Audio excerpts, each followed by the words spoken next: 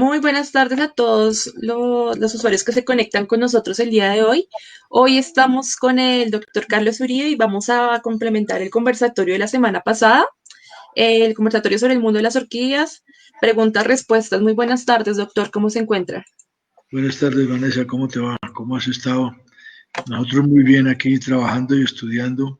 Acabamos de describir una especie nueva para Colombia que es el Traconantes chingasaense, que está en Chingaza, precisamente en una pared que no tiene más de 3 por 3 metros, es donde la hemos encontrado. No lo hemos visto en ningún otro sitio. Y ahí lo describimos ya y salió ya publicado como Sí, una especie. eso. Sí, pues no sé si nos puede contar un poco sobre, digamos, los hallazgos que ha hecho nuevos y un poco como la integración de estas nuevas especies en la colección de libros. Bien, hay una cosa, bueno, empecemos por los libros y le voy comentando sobre el tercer tomo algo que hemos cambiado. El primer tomo es un libro que habla del hábitat, la ecología de las orquídeas y de cómo son las orquídeas y cómo se comportan como planta, cómo se diferencian de las demás especies y cómo se reproducen, cómo es su sistema de polinización para reproducirse, etcétera. Es una parte muy interesante, tiene esas partes en general de todos los libros que yo he leído en general son bastante difíciles de leer, son bastante ladrillos, como se dice. Y tratamos de hacer una cosa muy interesante, muy sencilla, para que le entienda todo el mundo y está muy bien explicado todo eso de cómo es una planta y por qué se diferencia una orquídea de las demás. Después empieza con los géneros, empieza por la AA, es un género muy raro porque llamarse un género AA, pero lo que pasa es que el señor Reichenbach, quien fue el que lo hizo, era un tipo muy, en el siglo XVIII, fue un tipo muy, ¿cómo se diría? Muy raro en realidad. Por ejemplo, cuando murió, dijo que a 25 años nadie podía tocar su herbario para mirar y poner especies nuevas, de manera que prácticamente él era el que más orquídeas tenía y paralizó la ciencia durante 25 años. Igualmente, Reichenbach también puso la AA con objeto de que el AA no hubiera nadie que pudiera poner un género que fuera más anterior al que él ponía. Por eso la puso AA, para que nadie le pudiera poner un género antes. Entonces empiezan las orquídeas con el género AA. Es Ok. interesante. Precisamente en Chingaza encontramos una nueva AA para Colombia, la última vez que fui la semana pasada. Encontramos una especie de AA nueva para Colombia, teníamos descritas 6, ahora están 7, estamos en proceso, creo que es una Yacintoiches, estamos en proceso de clasificarla, de identificarla. No es nueva para Colombia, pero no nueva para el mundo. Muy interesante.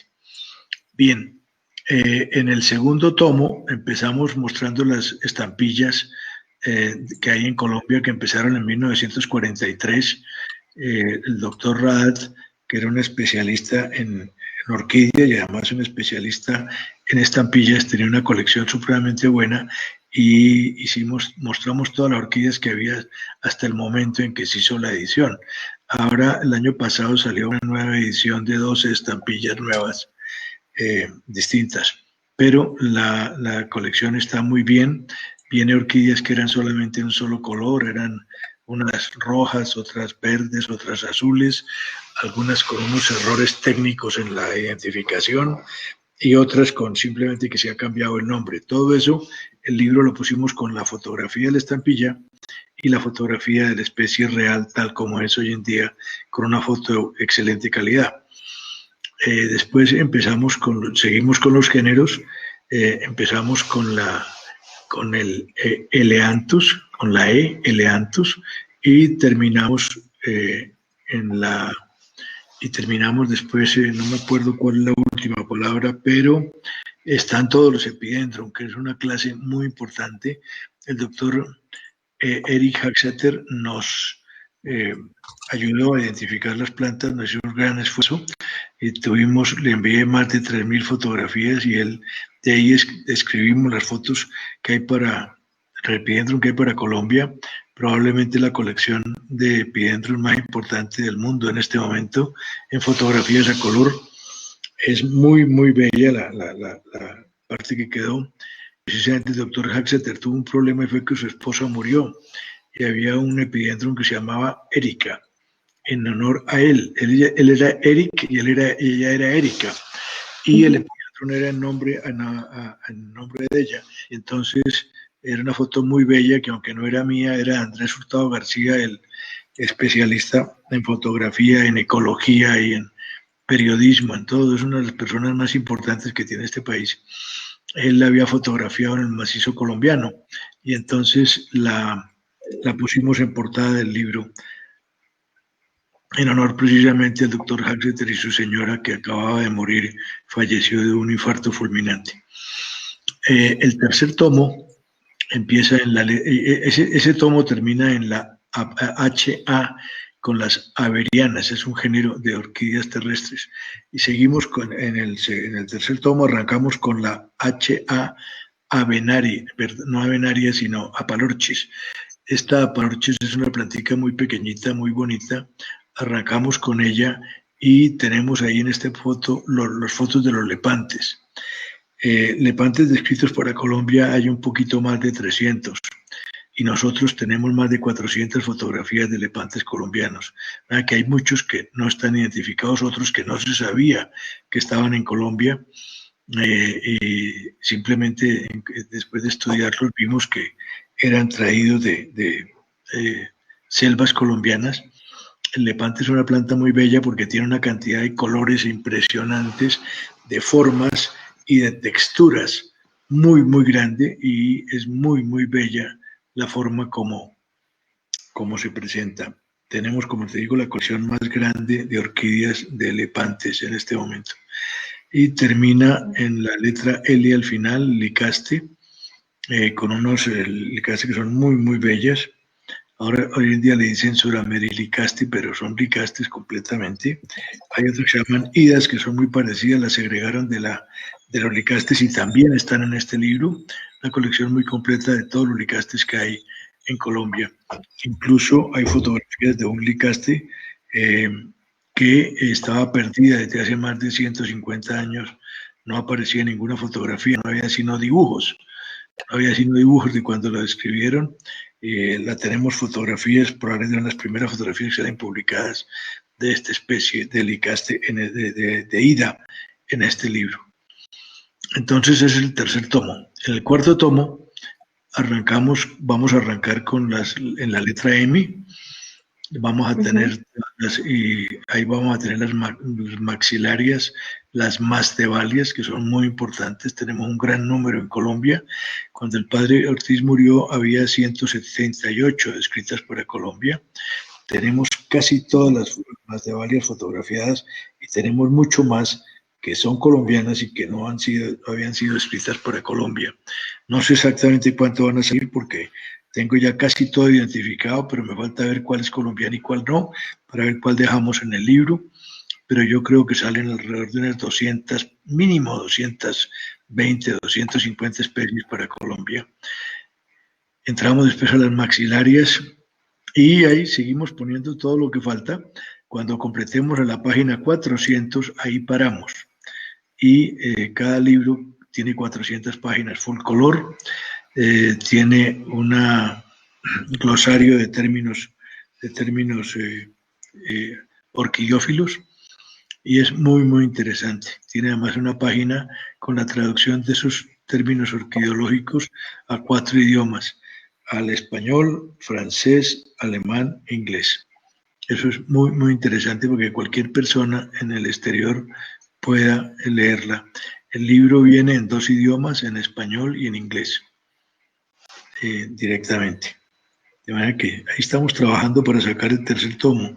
Tengo el problema que nos estamos encontrando muchas especies nuevas y cada vez que encuentro una especie nueva, pues toca describirla. Precisamente tengo de chingaza, traje una nueva especie que parece que es una especie nueva. Podría ser un híbrido natural de 2 especies que conviven en el mismo sitio y florecen al mismo tiempo. El Telipogon Yolanda y el Telipogon Bertae, pero es más parecido al Yolanda. Es posible que sea una mutación del Yolanda y eso estamos estudiando, a ver si es nuevo o simplemente se puede considerar como una nueva especie o una nueva variedad del Stelicaste. Es mucho más chiquita y tiene unas formas pequeñas. Tiene una forma más pequeña y tiene el centro muchísimo más oscuro que las otras. Habría que mirar qué está. Eso me quita mucho tiempo para el libro, pero desafortunadamente no hay nadie que haga eso, entonces me toca hacerlo de todas maneras. Por eso estoy haciendo la lista de orquídeas colombianas, que creo que es muy importante ponerla al día. Y todo el mundo pregunta cuántas hay. Calculamos que hay unas 4.300 y es muy posible que haya muchísimas más. En lo que llevo poniendo la lista que teníamos con el padre, yo te diría que he puesto más de 200 en este momento nuevas que ya figuran en la orquídeas colombiana y que no se sabía qué eran. Entonces ahí estamos trabajando en eso. Entonces yo ya de medicina, pero no me cansa tiempo con las orquídeas. Qué bonito, convirtió su hobby en su profesión. Sí, no, cambié de profesión simplemente. Listo. Doctor, nos escriben que las historias y anécdotas que usted cuenta son muy interesantes y que sería muy bueno encontrar algunas de estas historias en los libros. Te digo muy entrecortado, te digo muy entrecortado. Te digo muy entrecortado. Ah, que nos escriban en los comentarios. ¿Me escucha ya mejor? Sí, sí, perfecto. Sí. Que nos escriban en los comentarios, que sería muy interesante que este tipo de anécdotas aparecieran en los libros. Sí, probablemente en el último tomo vamos a poner una serie de historias de todo lo que ha pasado. Quiero contarles otra cosa del tercer tomo. En el tercer tomo teníamos una Judleya que se llamaba la Judleya grandiflora. La Judleya grandiflora con el padre Ortiz creíamos que era una urti muy grande. Después descubrimos que la grandiflora cuando la describieron era una burti grande, simplemente era así, eso es lo que decían, que es una burti grande, no hay mayores dibujos, no hay mayores cosas, no hay mayor cosa, descrita en 1838. La grandiflora que yo tenía volvió a florecer, hacía tiempo no florecía porque la planta principal se me murió, desafortunadamente, inclusive murieron varias que yo había regalado a algunas personas para que tuvieran, con una planta tan rara, que la tuvieran, y se murieron en el mismo mes todas. Sin embargo, había salvado una chiquitica que yo tenía por ahí, y tengo hijos también de in vitro, sembrados in vitro, de esas que ya están a punto de florecer, pero de todas maneras floreció otra grandiflora de estas, la única que quedaba chiquitica, floreció, y hicimos el icono de la orquídea, la estudiamos a fondo y resulta que no era la grandiflora. Ella le llamábamos Judleya urti, María Cristina, en honor a mi señora, cuando sacó un puntaje muy alto en una exposición en Manizales, que sacó 9 premios distintos, la sola planta. Fuera de ser la mejor planta de exposición, la mejor especie colombiana, la mejor Judleya, la mejor especie del complejo Controrrica, además el mejor cultivo, una cantidad de premios impresionante. Entonces la llamábamos el clon Cristina. Entonces ahora, como vimos que definitivamente era distinta y no era tampoco la grandiflora como figura en el libro 3, la pusimos precisamente Cristina. Judleya Cristina. Y es muy especial la planta. Ya la volví a fecundar para sacar más hijos y ahí estamos trabajando en eso. Listo, es doctor. Una importante de tomo 3. Sí, es una hermosa orquídea y es la foto de portada del libro. Es la foto de portada del libro, sí, señora. Listo, nos preguntan que cuál es la mayor variedad de orquídeas que hay en Colombia. Probablemente de los géneros que hay en Colombia, los más abundantes son los epidendrum. Los epidendrum tenemos ya en el libro nomás hay como 600. Las pleurotalis, y esos pleurotalis que ahora ya no lo llaman pleurotalis sino pleurotalidíneas, porque del mismo pleurotalis común y corriente sacaron una cantidad de géneros nuevos.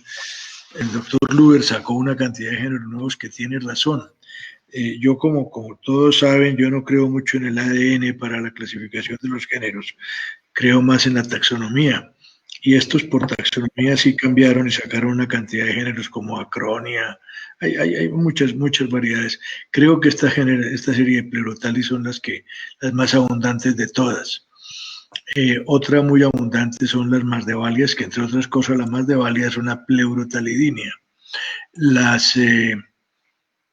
Los Stelis también son muchísimos, probablemente son los más difíciles de clasificar. No hay un especialista en Stelis en el mundo. El especialista que vivía en Stelis era un colombiano en Medellín. Afortunadamente dejó un libro muy bueno en cuanto a dibujos, pero muy malo en cuanto a fotografías. El señor lamentablemente no tenía una buena cámara y los Stelis son muy pequeñitos todos, entonces las fotos son extremadamente deficientes. Pero es el libro más importante que hay de Stelis y es un colombiano el que lo hizo. Además, como son tan pequeñitas, nadie se le mide estudiarlas y va a ser un lío el día que lleguemos a la S y aparezcan los Stelis, va a ser un problema muy complicado para la clasificación. Y probablemente también es una bien abundante. Después probablemente sigan los Odontoglossum, los Oncidium, también los Odontoglossum son unos 60, los Oncidium son unos por lo menos 150, los Siltoquilos son unos 60, pero te repito, la más abundante es lo que antes llamábamos Pleurotalis, que ahora lo partieron en varios, como unos 11 o 12 géneros nuevos. Pero todos en el libro van a figurar como Pleurotalis y vamos a empezar desde Acronia para abajo con todos, sacarlos en el libro completamente. Eso yo pensé que alcanzaban a salir en el cuarto tomo porque pensábamos que íbamos a llegar a la letra R, pero yo creo que cuando empecemos Pleurotalidinias, si acaso las empezamos, las Pleurotalis probablemente quedan en la mitad, porque son demasiado abundantes y nos van a llenar seguramente las 400 páginas. Y en caso de que eso pase, no saldrían 5 tomos, sino 6. Ok, doctor, nos han hecho varias preguntas. Se las voy a decir las tres. La primera es que en qué fecha se puede tener el cuarto tomo. La otra pregunta es que cuál es el proceso internacional para clasificar una orquídea. Y la otra es cómo vincular los nuevos reportes de especies nuevas para que las diferentes publicaciones estén actualizadas. Bien, entonces la primera es que ¿cuándo va a ser el cuarto tomo? Sí, señor. Esa es la pregunta más difícil que me han hecho y que probablemente me hagan, porque desafortunadamente la identificación de las orquídeas es muy difícil. Yo tengo más de 500.000 orquídeas y si yo quisiera ponerlas ya sin nombre, todas SP, SP, SP, probablemente el libro lo acabamos en un mes.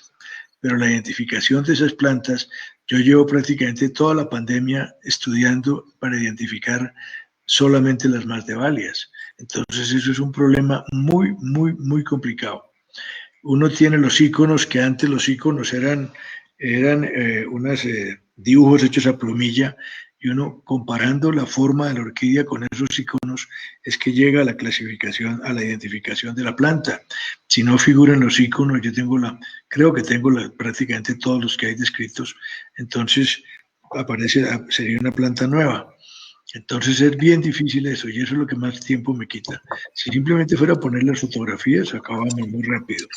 Y después tenemos las maxilarias que son bien difíciles de clasificar también para el cuarto tomo. Y los otros géneros que hay son más sencillos, son más cortos y creo que muy rápidamente se hacen. Los Odontoglossum, por ejemplo, que es una orquídea de las más importantes que hay en Colombia. Tenemos unas 60 especies, pero hay una cantidad de híbridos naturales que al hacer un híbrido natural se convierte en una especie nueva. Esa parte nos va a dar un poquito de trabajo, pero afortunadamente tengo muy buenos amigos, tanto en Colombia como en el exterior, que son expertos en eso y que me pueden ayudar muy rápidamente a la identificación. Entonces, probablemente yo creo que hasta los Odontoglossum van a salir en el tomo en que estamos, en el tomo 4. Entonces, yo créame que estoy trabajando lo más que pueda. Yo ya estoy muy viejo y sé que la vida mía no es muy larga y entonces tengo que acabar porque este es el legado que yo le voy a dejar a Colombia y al mundo. Entonces tenemos que seguir trabajando en eso. Y ahí voy trabajando lo más, créanme que trabajo entre 8 y 10 horas, 8 y 10 horas diarias en orquídeas. Estoy trabajando mucho más que como trabajaba en medicina antes, aunque en realidad en medicina hace unos años trabajaba como un bárbaro también. Listo. La pregunta, o sea, esa es la última pregunta que voy a responder del público para ya pasar a las que teníamos antes en espera. Hay más preguntas, esa era la del libro, pero ¿cuándo es la otra pregunta? ¿La otra pregunta cuál era? ¿Cómo vincular los nuevos reportes de especies nuevas para las diferentes para que las diferentes publicaciones estén actualizadas? Bien, entonces, ¿cómo se identifica? Ya dijimos cómo se identificaba, buscándola y Sí. buscándola, y cuando encontramos una especie nueva que definitivamente no esté en ninguno de esos iconos, ahorita se están haciendo unos iconos que son fotográficos. ¿Recuerdas en la charla mía que mostramos los iconos viejos y los iconos actuales que son con fotografías? Se hacen las fotografías, la planta hay que disecarla, se corta todos los pétalos, los sépalos, todos los tamaños, se corta perfecto. Se toma la medida con una regla que normalmente se incluye en la fotografía y después con esto se arma el icono de tal manera que uno le pueda poner la medida exacta a cada pedacito de la flor para que cada persona sepa cuánto tiene cada flor. Ese es el icono que se está haciendo actualmente en vez del icono dibujado. Todavía se hacen iconos dibujados cuando la flor tiene algunos problemas complicados para la fotografía. A las orquídeas muy pequeñas, las pequeñas prominencias que tenga, por ejemplo, los callos, que son los que van a dar la identificación, muchas veces son muy difíciles de identificar en la fotografía, porque queda la fotografía lo que llaman lavada, queda sin mucho detalle en ese sitio. Con iluminación se puede hacer todo y iluminando la orquídea perfectamente bien hemos logrado que las orquídeas con los detalles más pequeños que tengan, detalles de micras prácticamente alcanzan a aparecer con la calidad de la fotografía. Tenemos una cámara de 45 megapíxeles que da unos detalles impresionantes y se puede hacer un detalle muy bien y estamos haciendo los iconos así. Una vez que está lista la publicación, se hace la comparación con las especies parecidas para que se pueda identificar y se explica por qué se identifica una parte del proceso que se llama diagnóstico.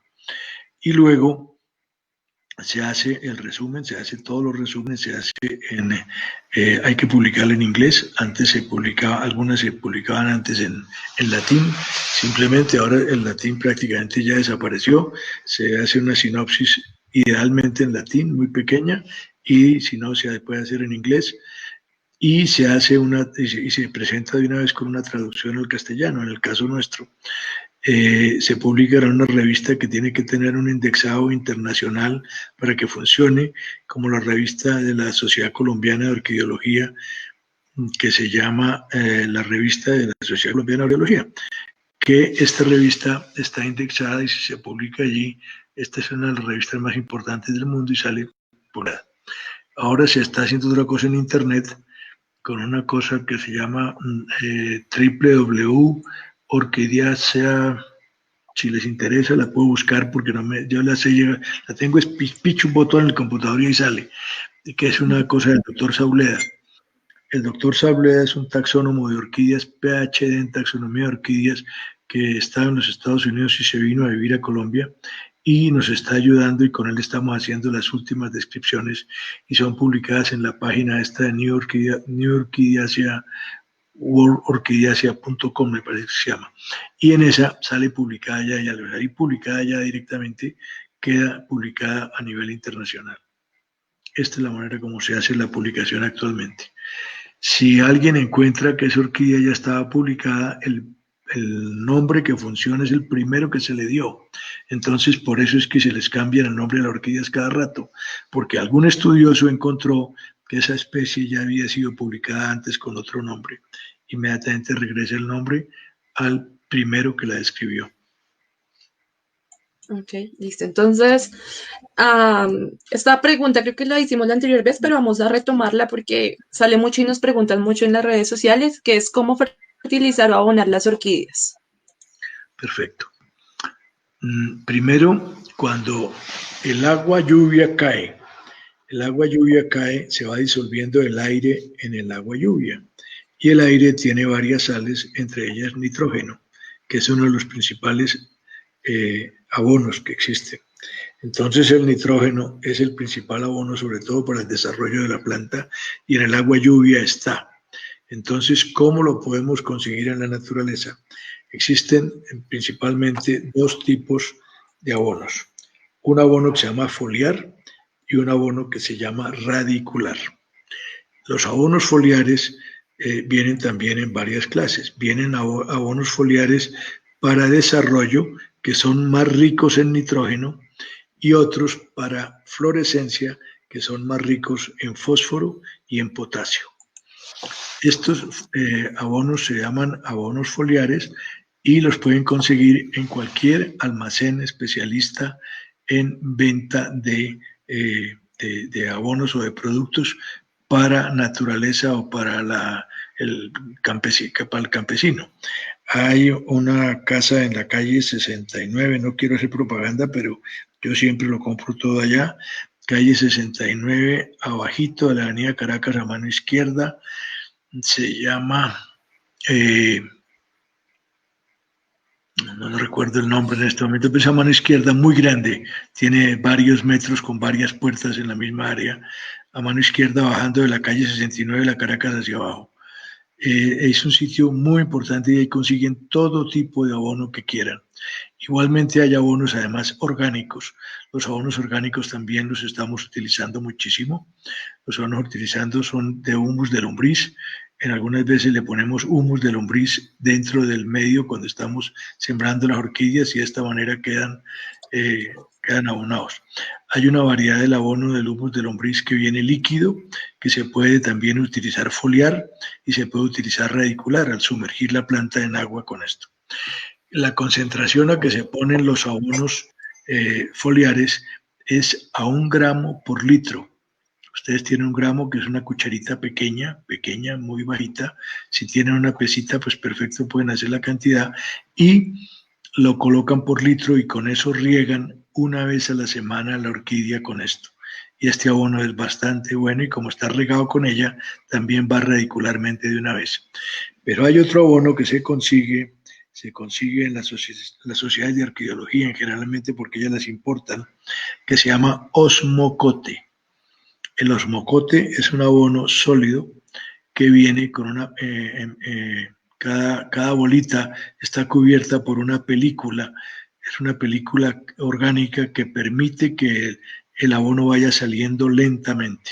Y entonces ustedes consiguen abono para 4 meses, consiguen abono para 6 meses, para 9 meses en general. Estos 3 son los más importantes. El de 9 meses generalmente viene con fósforo y potasio abundante y entonces es más para fluorescencia. El de 4 meses viene más con menos cantidad de fósforo y más cantidad de nitrógeno. Entonces es más para crecimiento. Entonces ustedes le ponen unas cuantas bolitas alrededor de la planta. Si quedan cubiertas no importa, si quedan por fuera no importa. Cuando el agua va entrando, va disolviendo la parte de adentro y por ósmosis va saliendo el material, las sales van saliendo, se liberan muy lentamente y este es el mejor abono que se le puede dar a una planta sin peligro de quemarla.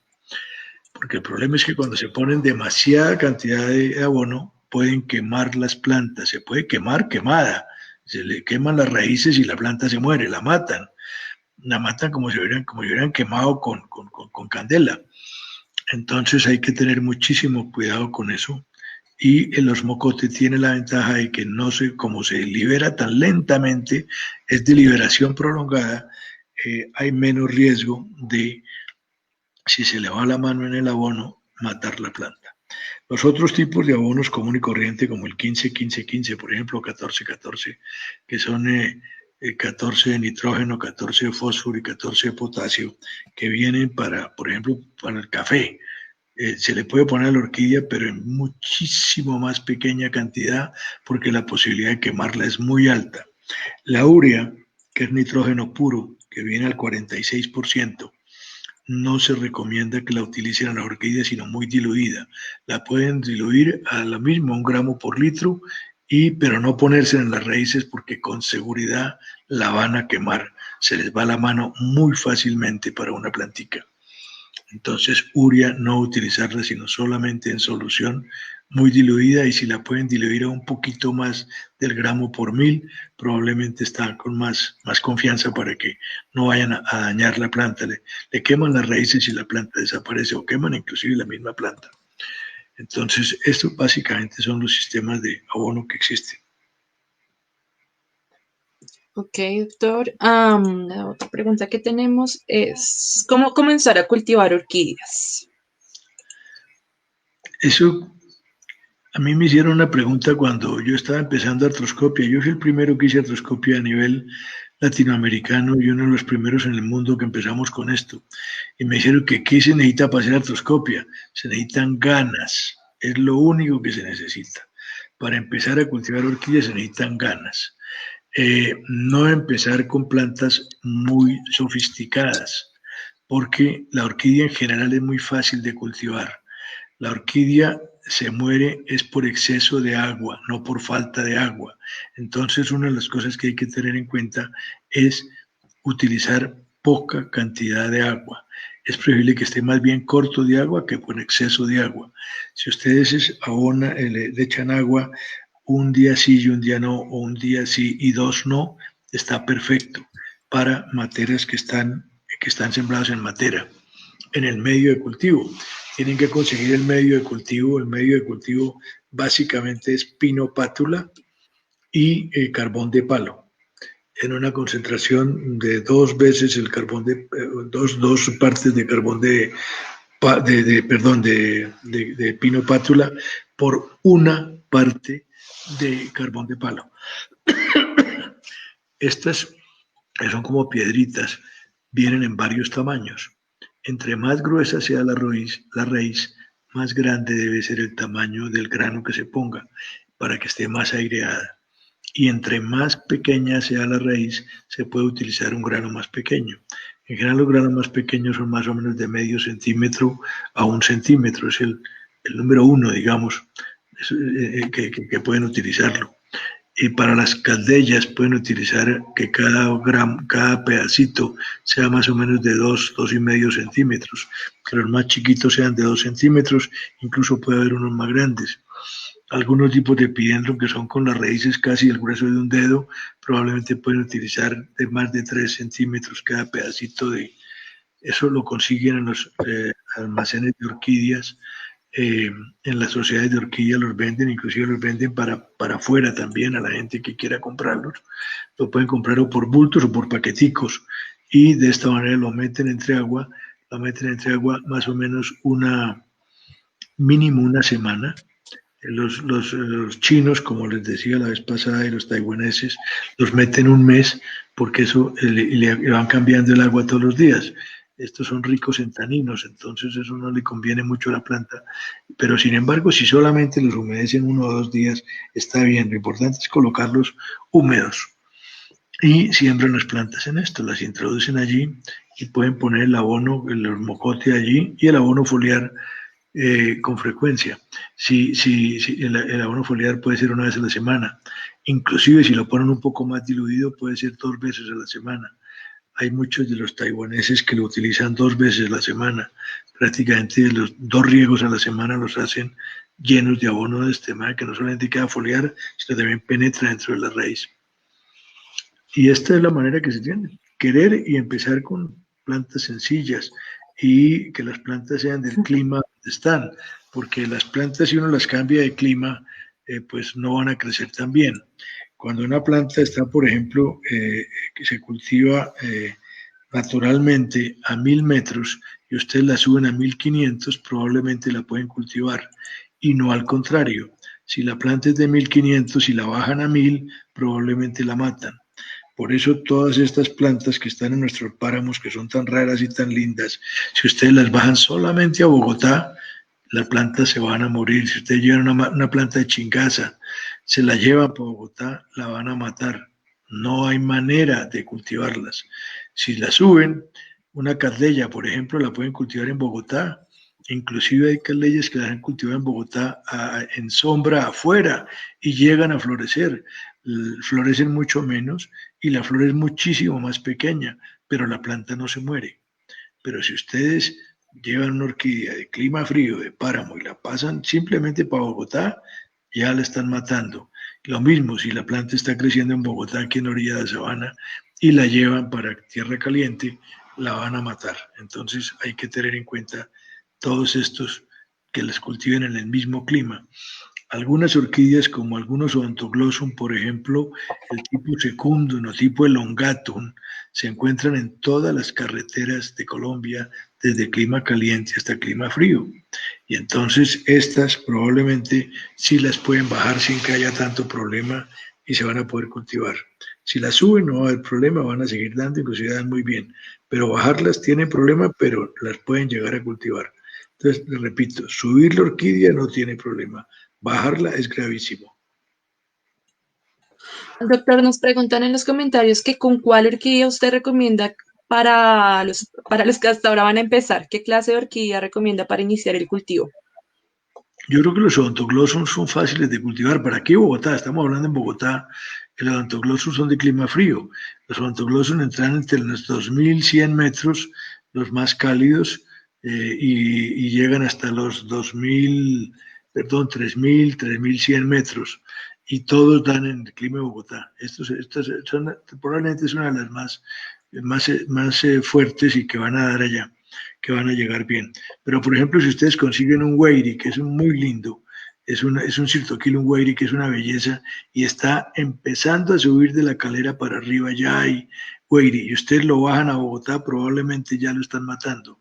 Estas son muy poco sensibles al cambio, sobre todo de para abajo. Yo les diría que empezar con los Oncidium y los Odontoglossum para empezar a cultivarlas. Los lepantes, por ejemplo, como esa foto que estamos viendo ahí, dice que a qué tipo o género pertenece mi orquídea. Si me muestran la foto les digo que es, porque esta foto que Ah, está mía, sí, esta doctor. foto ¿Ya que está mandaron dos mía es fotos? del libro.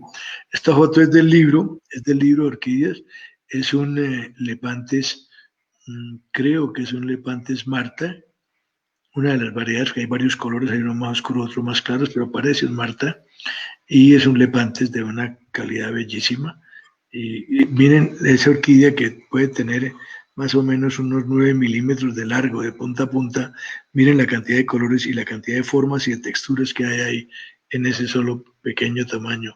Por eso los lepantes son una de las orquídeas preferidas de mucha gente. Son, son miniaturas. Se pueden cultivar muy fácil en la casa también, porque como son tan pequeñitas todas, le puede caber una buena cantidad de plantas. Hay un colega nuestro, médico ortopedista también, discípulo mío, el doctor Ramón de Bedú, que es especialista en miniaturas y tiene una gran cantidad de miniaturas en su casa, en un pedazo pequeño, cerca a una ventana simplemente. Hay que regarlas con, darle la misma, lo que se le está dando, y la cantidad de agua depende si la tienen en matera o si la tienen, estas se dan muy bien amarradas a un tronquito, un pedacito de un tronco de café, por ejemplo, prenden muy bien. Y los palos ideales para pedazos de tronco, ideales para sembrarlas, son los totumos. El totumo es excelente porque además se demora mucho tiempo en descomponerse. Entonces dura mucho tiempo la plantica allí y de esta manera se amarradita el totumo con un poquitico de musgo para que tenga humedad. Ella echa raíces y una vez que esté pegadita ya, la planta va a seguir siendo, y ya colgadas en palito le pueden regar todos los días, ya no hay problema porque el agua escurre completamente. Están en su hábitat, más o menos en su hábitat natural. Entonces los Ok, ya lepantes nos han también mandado. son miniaturas. Si quieren mostrarme fotos, hoy tenemos además Sí, sí, un sí. curso de fotografía. Ya han llegado bastantes del Ujú, concurso. pues, sí, del concurso han llegado tres, pero también para identificación, así de gente que nos ha preguntado, nos han mandado dos fotos al WhatsApp, pero yo se las comparto al final de la presentación, ¿sí? Porque me tendría Bueno, que quitar la presentación.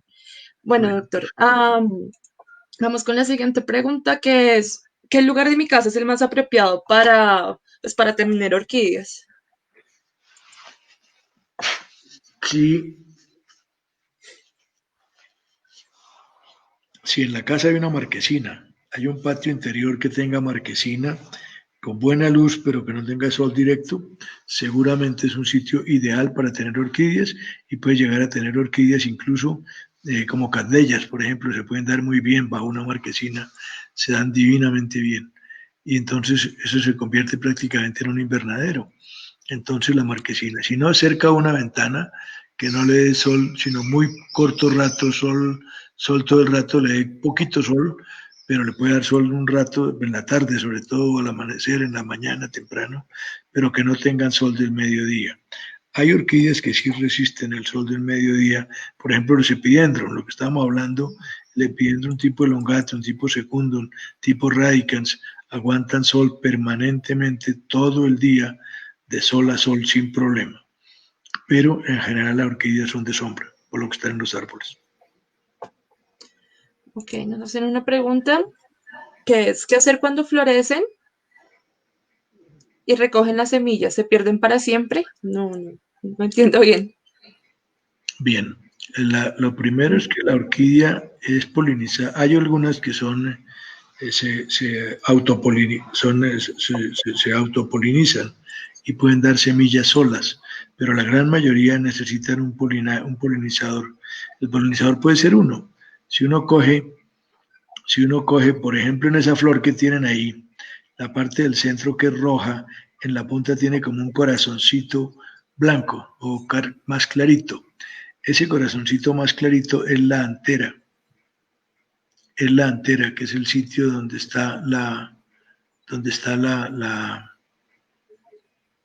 el polinio. Si ustedes toman el polinio y lo colocan en la cavidad estigmática, que en los lepantes es un poco más complicado de ver, en las orquídeas grandes es más fácil, porque está por debajo de la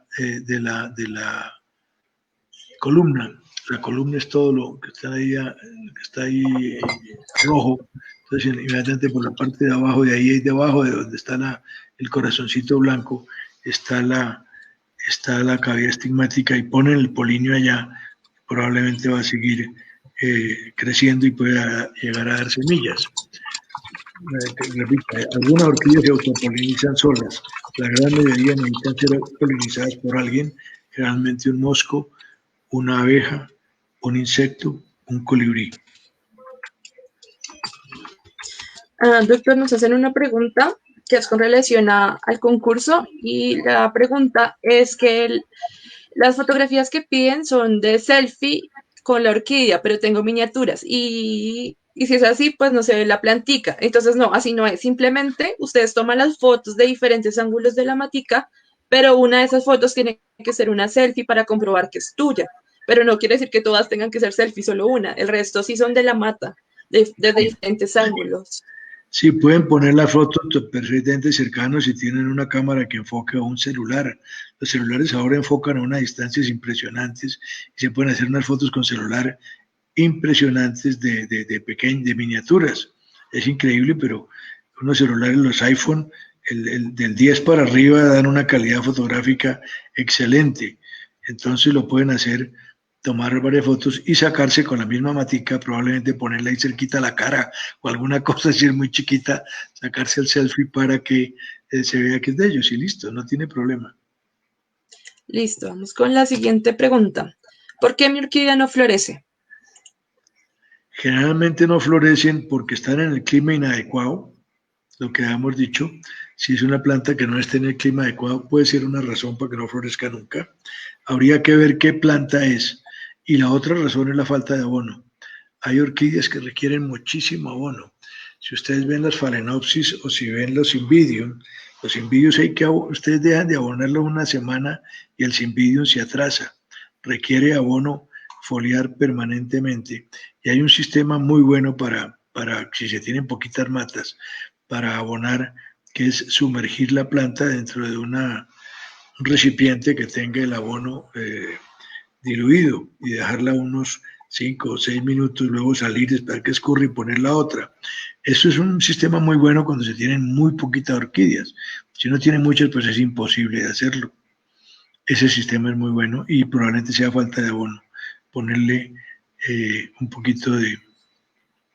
Si no hay un sistema que puede ayudar para hacer florecer las plantas y forzarlas un poquito, que es tener una cucharada de azúcar en 1 litro de agua, con 1/4 de cucharadita de vinagre, revolver todo eso y regar la planta con eso. Eso ayuda a que las plantas las estimula a que florezcan. La mayoría de las orquídeas les gusta más el medio ácido, no el medio alcalino. También, si la orquídea está bien sembrada y todo, seguramente va a florecer bien y está en su medio, en su clima. El problema también, como les digo, puede ser que no está en su clima y no le florece nunca porque era una orquídea. Desafortunadamente los materos venden orquídeas con tal de venderlas, le dicen a uno que es del clima que es, y no son del clima. Entonces, si uno tiene una planta de clima caliente y clima frío, no se le va a morir, pero va a florecer muy poquito o va a costar mucho trabajo que florezca. Entonces, esa puede ser también una razón por las cuales no está floreciendo la planta. Y la otra es la falta de abono. Es importante el abono. Ah, listo, doctor. ¿Qué tan buena es la tiamina para las plantas? Preguntan. La tiamina, No, la tiamina. tiamina, sí. La tiamina es la vitamina B1, si Ay, mal el no doctor estoy. se fue. Y entonces la tiamina, en general, la tiamina le cae bien a las plantas en general, no solamente a las orquídeas. No es absolutamente necesario dársela, pero si quieren gastar una platica que la tienen, se la pueden poner y no le va a hacer daño y probablemente la va a estimular un poco. Pero, pero así que sea la maravilla, no, pero sí la puede estimular. En general hay muchas plantas que se estimulan con la tiamina. Ok, Es mucho más efectiva, listo. por ejemplo, para que no lo piquen a uno los zancudos cuando vaya a tierra caliente, para que no lo piquen los zancudos. Bien, se toman una tiamina 2 veces al día, desde 5 días antes y todo el tiempo que estén allá, y los va a picar muchísimo menos. Para eso sí sirve. Listo, doctor. La siguiente pregunta. ¿Por qué se me caen los capullos o las flores? Esa es una parte bien complicada. ¿Por qué se quedan los capullos o las flores? Bueno, hay orquídeas que duran muy poquito tiempo, pero hay otras, generalmente es porque no está en el lugar adecuado, tal vez de clima y además y el abono. El abono es importante. Cuando las orquídeas están mal de abono pueden florecer, pero se caen mucho más rápido las flores. Puede ser por falta de abono simplemente. Ok. Listo, sigamos con la otra. ¿Por qué mis orquídeas tienen las hojas caídas, amarillas o manchadas? Bien, las, las, eh, las flores, cuando la orquídea está, habíamos dicho que era de más o menos sombra. Cuando la orquídea está a demasiada luz, se aclara la forma y se pone mucho más amarilla. El exceso de luz las pone amarillas. El exceso de sombra las pone más verdes. Eso es bien interesante desde ese punto de vista. Las manchas generalmente son hongos. Las orquídeas con mucha frecuencia tienen manchitas pequeñitas que no tienen ninguna importancia y son honguitos que están conviviendo con ella y no tienen mayor importancia. Pero si las manchas empiezan a crecer y a comerse la hoja prácticamente toda, uno ve la hoja seca con un borde amarillo en la unión entre la parte seca y la parte verde, probablemente es un hongo. Sería mejor cortarle ese pedacito de hoja y fumigar con alguna sustancia para hongos. Hay muchas, hay muchas. Algunas de ellas cuando se fumigan, cuando están a punto de florecer, puede deformar las flores. Entonces, ahora, algunas picaduras de animales también pueden producir manchas negras. Hay picaduras de animales que producen manchas blancas en las hojas. Se ven las manchas blancas y son generalmente arácnidos, son pequeñas arañitas muy pequeñitas que existen y que maltratan esto y que se pueden combatir con drogas para este tipo de parásitos. No funcionan con los insecticidas normales. Yo uso mucho la nate para evitar la mordedura de las flores y todo esto, pero no lo uso en el bosque. Yo tengo la mayoría de mis orquídeas están en bosque. Y entonces, si uno utiliza la nate para que no se las coman, pues está matando los polinizadores y está matando todo. Entonces, en el bosque no fumigo absolutamente con nada que no sea orgánico. Si tengo una Ok, mata que está extremadamente enferma, fumigo esa sola mata por alguna razón, pero no pongo insecticidas en el bosque. Los fungicidas, hay varias clases de fungicidas que funcionan muy bien, cualquiera de ellos funciona bien, el que tengan más a la mano. Es más fácil de dosificarlos cuando vienen líquidos. Generalmente se utilizan a 1 gramo por litro, pero cada frasco trae exactamente cuánto se utiliza. Y entonces yo no fumigo, sino en el bosque muy pocas veces fumigo con algún insecticida, no, y con algún fungicida, solamente local, la plantica que tenga algún problema, si es una planta extremadamente fina. Si es una planta común y corriente, no le hago nada. Dejo que la naturaleza siga actuando. Ellas tienen sus pequeñas manchitas, sus pequeñas cosas. Yo no las tengo para concurso, sino para que el bosque sea ok. nativo y natural. Listo, doctor. Hay hartas preguntas. Vamos a ir si quiere una por una. Y entonces la primera es, doctor, tengo una Cymbidium y se le caen los granos cuando va a florecer. Estoy en Sasaima. Sasaima es un clima un poquito caliente para para Cymbidium. Sí se pueden dar los Cymbidiums, Cymbidium se pueden dar inclusive a pleno sol, prácticamente algunas variedades de Cymbidium pueden dar a pleno sol.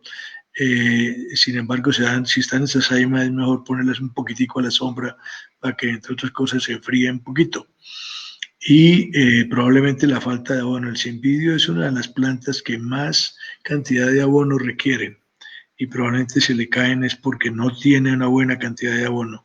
Entonces, fumigar con abono foliar, si tienen pocas plantas, sumergirlas. El cymbidium funciona supremamente bien sumergido en un recipiente que tenga el abono y dejarlo un ratico ahí, meterlo 5 minutos para que se empape bien y sacarlo, si son pocas. Si son muchas, pues tendrán que regar de una vez con el abono y utilizar abono del osmocote también les funciona supremamente bien a los cymbidium.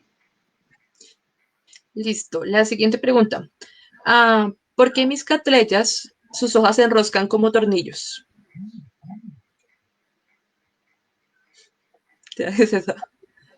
No sé si en realidad está enroscada como tornillos o más bien encogidas como un acordeón.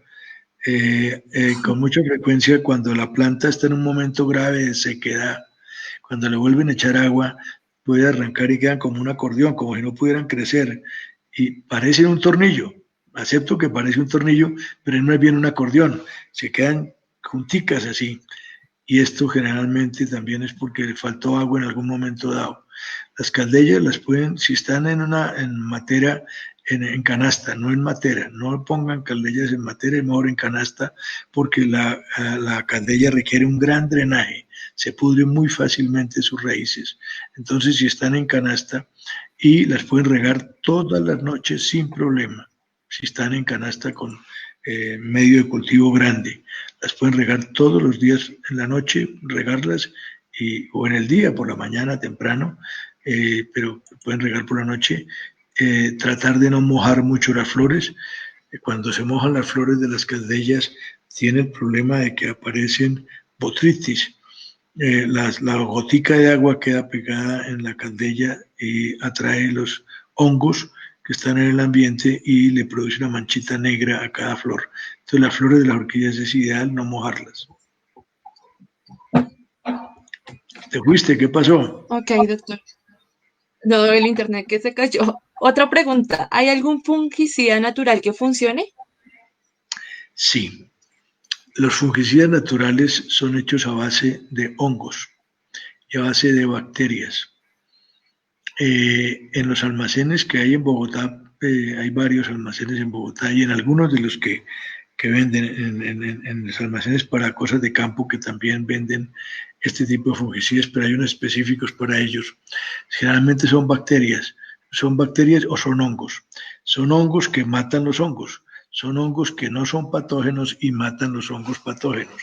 Funcionan supremamente bien, más como preventivos. Si la planta ya está muy enferma, es mejor darle un curativo a base de un químico, pero si los usan como preventivos son excelentes. Yo fumigo una vez al mes más o menos en el bosque con hongo, para hongos, con bacterias y con... Hay una bacteria que se llama el Bacillus subtilis, me parece que es que se llama así.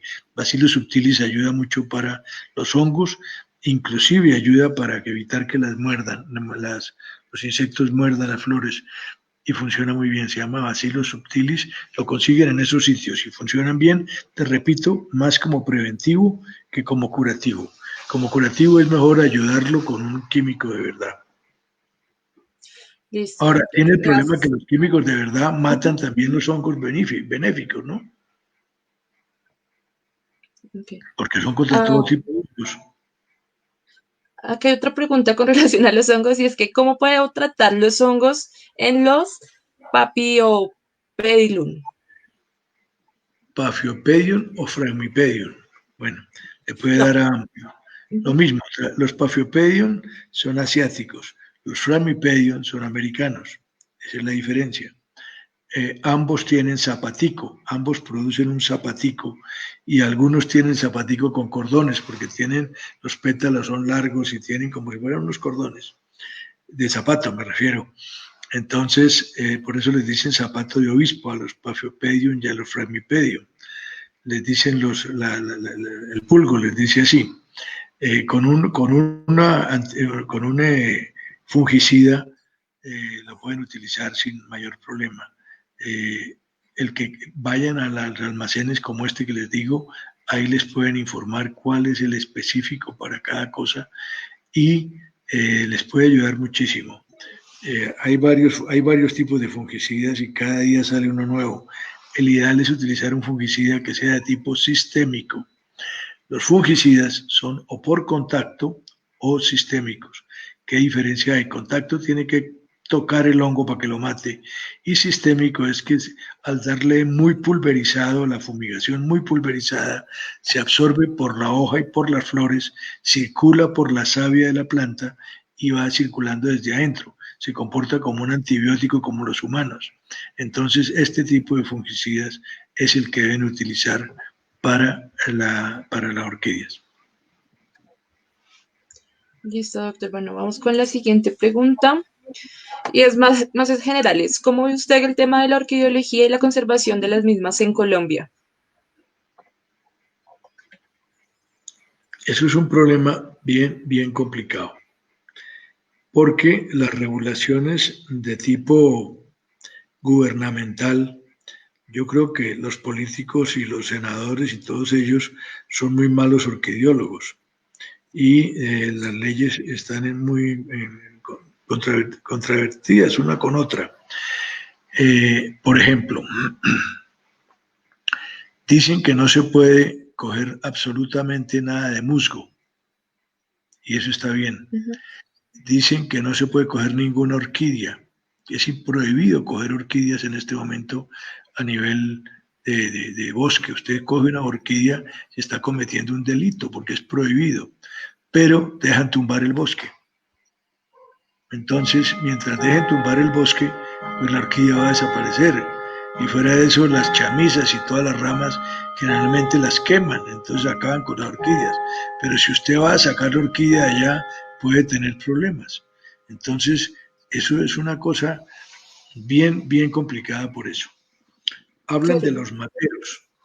los materos que son las personas que viven de coger orquídeas y vendérselas a los orquidiólogos, que esto en realidad a la hora de la verdad se está haciendo de contrabando, podríamos decir que es contrabando, porque repito, eso es ilegal. Coger una orquídea en este momento es ilegal. Para yo coger una orquídea para una especie nueva, tengo que tener un permiso. Yo tengo un permiso registrado para que me dejen coger a mí, por ser yo quien soy, que pueda coger una orquídea y puedo coger una orquídea para tener el material de herbario, porque cuando se va a publicar la orquídea hay que tener un material de herbario y se pone el número del herbario que le dieron en la clasificación, donde la llevó uno al herbario, en el herbario nacional o en el herbario de la Javeriana. Yo generalmente lo llevo al de la Javeriana, porque yo soy javeriano, los llevo allá, con el padre Ortiz los llevamos toda la vida allá, entonces yo tengo autorización para cogerla, pero en general no se debe.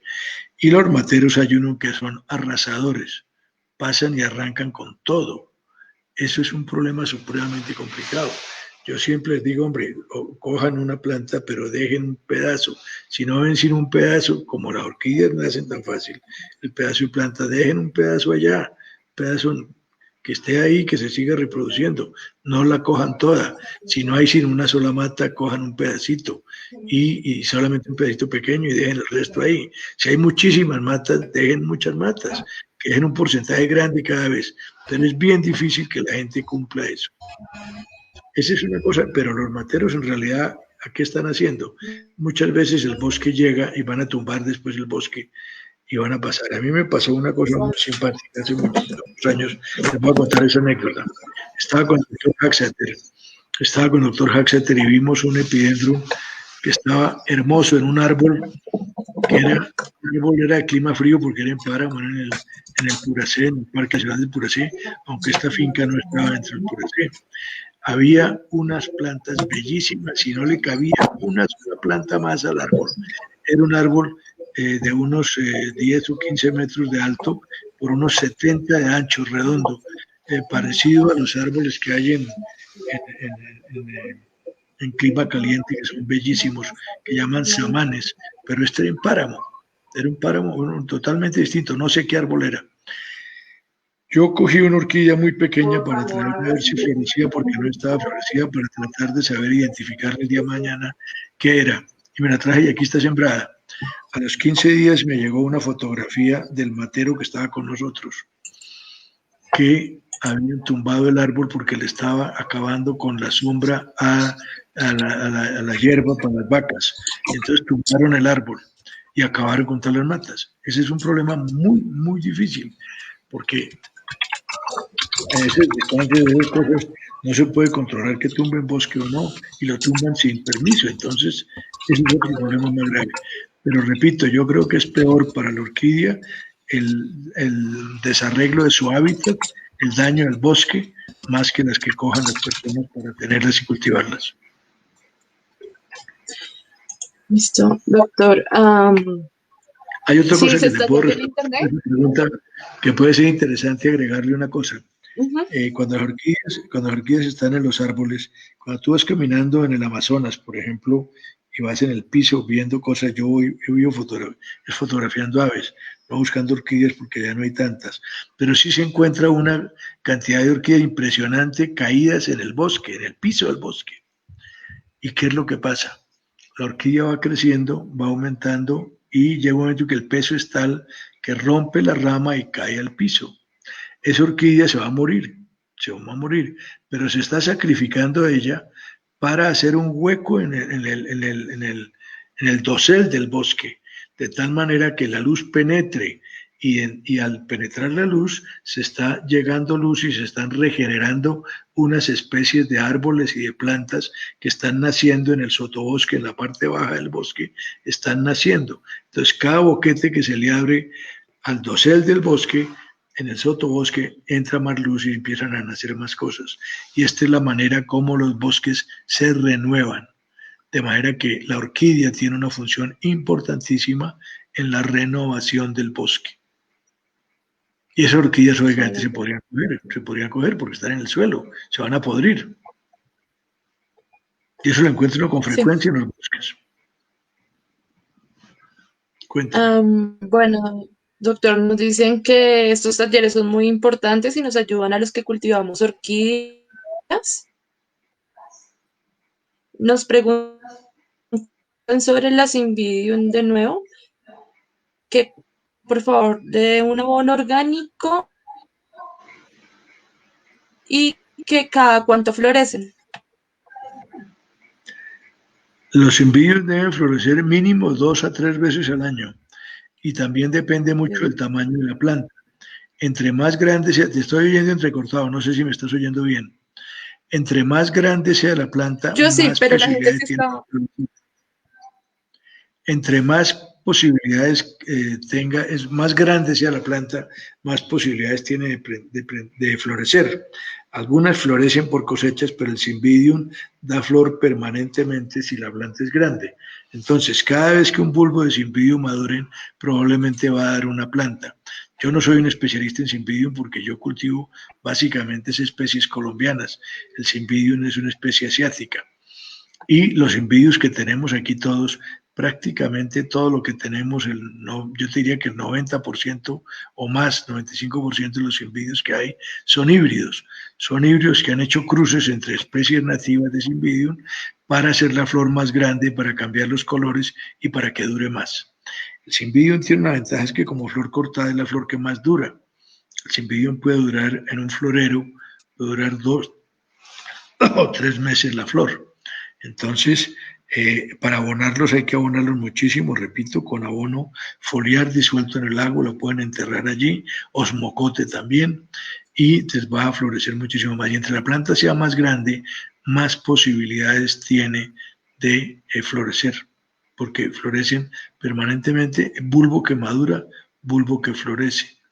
Es como las caldellas también entre más bulbos tengan, más van a florecer. Dan ciertas cosechas que están relacionadas con el agua, con la cantidad de agua que tienen, pero la están regando todos los días, van a florecer. En el bosque van a florecer solamente de acuerdo con las regulaciones del agua. En el verano, cuando pasa el verano, la planta se prepara y apenas empieza a llover, empiezan a desarrollarse las plantas y al empezar el verano están floreciendo otra vez. Entonces, de esta manera las orquídeas se defienden, de esta manera así para florecer permanentemente. Y hay otras como los epidendrum, muchos de los epidendrum que les dije, el elongatum, florecen 365 días al año. Tienen flores sucesivas, están floreciendo permanentemente. Es un pompón así grande, más o menos, de flores, de muchas flores, puede tener 30, 40 flores en el pedacito, y crecen permanentemente, va creciendo. Cuando se acaba ese pompón, pues se le acabó la última yema germinal, echan un hijo por el lado que se llaman quiques, y inmediatamente florece el quique también. Entonces permanecen, todo el año están florecidos. Listo, doctora. Acá nos preguntan, ¿en Choachí es normal encontrarse cerca al río las comparetias? Lo ideal es recogerlas y ponerlas en otros árboles para que se reproduzcan. Sí, las comparetias, como les digo, se caen. La comparetia generalmente da en ramas delgaditas. Entonces, cuando la comparetia está muy grande, se rompe y se cae y va a dar al piso. Y en Choachí, en toda la zona de Choachí, está la comparetia macroplectron, que es una comparetia rosada muy bella, muy, muy bella. Les dicen bailarinas porque cada florecita parece una bailarina. En el primer tomo están las comparetias y hay unas fotos excelentes de comparetia macroplectron, que es la de Choachí.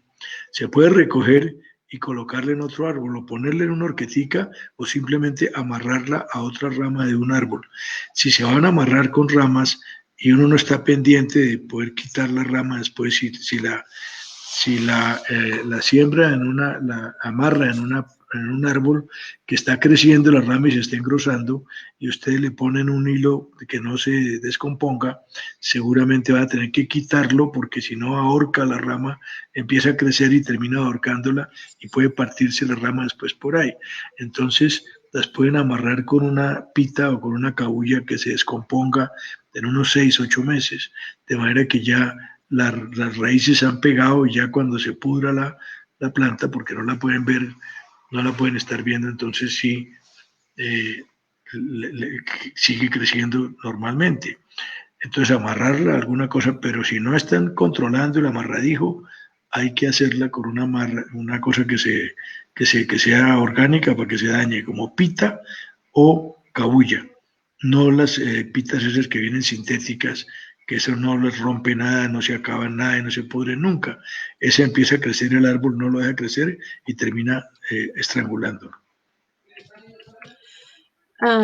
Bueno, pues llevamos una hora, entonces, pues por recomendaciones de los live y todo, pues es mucho tiempo. Entonces vamos a dejar estas preguntas para un próximo encuentro. Pues si quiere hablemos la última pregunta que mucha gente está preguntando por las más de Valias, pero diferentes preguntas como su cultivo, el abono, cómo cultivar, las recomendaciones, nutrición. Entonces, si quieres, cerremos con esta pregunta y ahorita hablamos del concurso. Bueno, las masdevallias básicamente son de dos clases. Unas que están en el suelo, naciendo en el suelo. naciendo en el suelo, pero no directamente en la tierra. Están en la parte del bosque que se está descomponiendo en las hojarascas. Son las orquídeas que llamamos saprofitas, porque están nutriéndose de todo el material en descomposición que hay, como la hojarasca, pequeñas ramitas, ramas, deyecciones animales, orina de animales, todo esto las va a abonar y funciona bastante bien. Un segundo. Cristi, estoy en el Zoom, ya te llamo. Eh, entonces, estas son de piso, pero no son de tierra. Es muy importante eso. Si las van a sembrar, tienen que sembrarlas en material para sembrar orquídeas o en hoja, y si la siembran, entonces mejor hacerla en que tenga bastantes huequitos, que tenga como una canasta para que el aire penetre, porque ahí no se puede están sobre los árboles directamente. Las Mardevalias coccíneas y las Mardevalias ígneas, que son las reinas de las Mardevalias en Colombia, son saprofitas, es decir, se dan en el piso. Ocasionalmente nacen en un árbol, en una zona que tenga bastante musgo, pero lo usual es que estén en el piso. Las otras, las epífitas, pueden simplemente amarrarlas al arbolito con un poquitico de musgo para que pegue bien. Dices,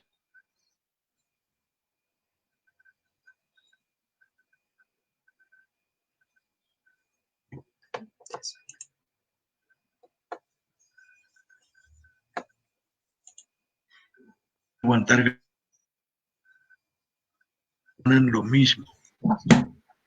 Yo, como les digo, yo en el bosque sí riego, tengo un tanque de 750 litros, que le pongo 750 gramos de abono foliar, le pongo una vez foliar tipo, eh, tipo crecimiento y las 2 semanas seguidas tipo florescencia. La siguiente semana crecimiento, la siguiente semana 2 semanas florescencia, es decir, 2-1 en florescencia.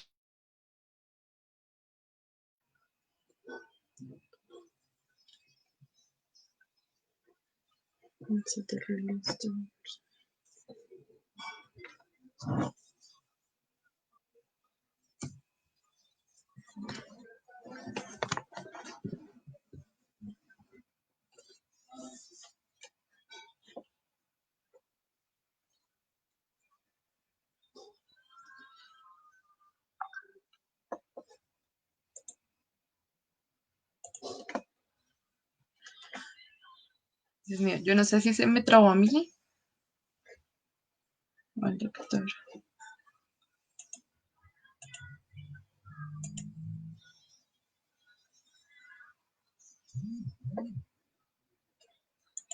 Sí, se le cayó la señal al doctor. Bueno, entonces mientras el doctor se conecta de nuevo, les voy a contar un poquito sobre el concurso. Entonces, bueno, estamos haciendo un concurso que se trata de participar con la mejor orquídea. Bueno, entonces acá les voy a poner un poquito las reglas y les voy a decir. La fecha de inicio del concurso empezó el 25 de septiembre y finaliza el 25 de octubre. Para participar debes pertenecer al grupo público de Orquídeas Tesoro de Colombia. Ahorita lo colocamos en los comentarios. Deben también seguir la fanpage de Orquídeas Tesoro de Colombia y enviarnos la foto de su orquídea a orquídeastesorodeColombia@gmail.com. Y recuerden que solamente deben enviar la foto de una sola orquídea desde diferentes puntos de vista. Entonces, si es de orquídeas de detalle, pues sería muy bueno que tomaran fotos donde se apreciara la flor. También tienen que enviar en esas fotos una selfie de tu orquídea, pues para demostrar que la orquídea es de ustedes y que no son fotos bajadas de internet. Tienen que enviarnos sus datos completos, su nombre, número de celular y ciudad donde se encuentra. El jurado está compuesto por 3 orquideólogos y van a hacer la premiación el 29 de octubre también por un live. El premio para el ganador es un libro de Orquídeas Tesoro de Colombia, pues firmado por el doctor. Y en caso de que ya tengan el libro, pues bueno, pues se les dará el cuarto libro. No sé si me están viendo, si me están escuchando, porque no me aparece el doctor. Bueno, Para comprar los libros, pues hay una cintica que está pasando donde está toda la información de los libros. Entonces ahí pueden pues a escribirnos o comprarlos por la página web. Ya volvió el doctor. Se cayó el internet, pero antes se cayó y me dijo, volví a entrar, ahí estoy tratando de entrar. Ahí Sí, entró. sí, señor, ya está dentro. Sí, Ya yo sé, pero entiendo que a todos. Ah, ok, gracias, yo iba hablando se cayó sobre el el internet, concurso. yo Doctor, te estaba llamando y dijiste que no entraba cuando vi que entró. Cuéntame. que si pueden participar con varias plantas, yo creería que sí en el concurso de orquídeas. Yo pienso que sí, yo pienso que deben poner unas cuantas plantas, no de más, yo diría que inicialmente no más de 5, pero sí es interesante que pongan varias plantas, me parece interesante que lo hagan. Listo. Y también preguntan que si la foto del concurso debe ser de la flor actual, porque tiene la planta, pero ya pasó la floración. Sin embargo, tomé varias flores en el proceso. Si pueden comprobar que la mata es de ustedes, yo creo que no hay problema. Yo creo que no habría problema porque no es un concurso, por ejemplo, en los concursos que estamos haciendo ahorita, todos los concursos de fotografía, las exposiciones de orquídeas son virtuales, se recomienda que sea durante los 10 días antes, pero yo creo que puede servir cualquiera siempre y cuando tenga la foto con ella en la cara, que la vea, tenga el selfie con ella, no habría ningún problema. Listo, doctor. Y pues para finalizar, no sé si podamos hablar un poquito del libro, dónde lo podemos conseguir, la gente que no lo tiene. Sí, claro, dile tú los datos. El libro está Listo. en mi casa, en mi casa de La Calera, aquí donde estoy también hay, y lo más importante en la editora. Listo, nosotros como tal atendemos, hacemos envíos a todo Colombia. El libro cuesta 220.000 pesos, incluyendo el envío a cualquier lugar de Colombia. Si van a las oficinas, que nosotros estamos ubicados en el barrio Los Andes, sale a 200.000 pesos cada libro. Nos pueden escribir a los teléfonos que aparecen en la línea que está rotando, que es el 321-707-9393, o los pueden comprar por nuestra página web, que vamos a colocar el link ahorita en los comentarios. Bueno, los libros, como dijo el doctor, desde el principio van a ser 6 probablemente. Entonces, bueno, estamos en proceso. También si ustedes tienen alguien en Estados Unidos, también tenemos una producción, un stock de libros en Miami, por si los quieren comprar allá, también nos pueden escribir. Y también hay libros en Europa. Entonces, pues yo creería que eso es todo. Bueno, doctor, no sé si me está escuchando. Te oigo perfecto, te oigo Listo, ya, perfecto. pues entonces, eso sería todo por hoy. Yo sé que más adelante vamos a hacer vamos a hacer todos los jueves, digamos que estos conversatorios, pero vamos a concretar temas más específicos que lo vamos a ir mostrando por redes sociales. Perfecto. ¿Y cuándo entonces vamos a hacer el juzgamiento de las fotos que lleguen? Hoy no llegaron sino 3. Sí, ya hay 13, o sea, ya nos han mandado 3 fotos, 3 personas fotos, pero entonces al juzgamiento va a ser el 29 de octubre también en un live. Perfecto. Listo. Vayan El cierre es el mandando. 25, o sea, la gente los puede enviar hasta el domingo 25 y se van a juzgar del 25 al 29 y el 29, pues ahí es que decimos cuál es el ganador. Perfecto. Bueno, listo, doctor, muchas gracias. Hay muchas preguntas que quedaron sin responder, entonces las vamos a ir respondiendo en los otros live. Bueno, muy bien. Listo, bueno, Perfecto. que la gente le está escribiendo que muchas gracias, que Dios lo bendiga, que excelente conferencia. Ok, seguimos hablando. Cuando quieran, yo Listo. estoy listo. Chao, doctor, gracias. Muy bien, que esté muy bien. Chao, adiós.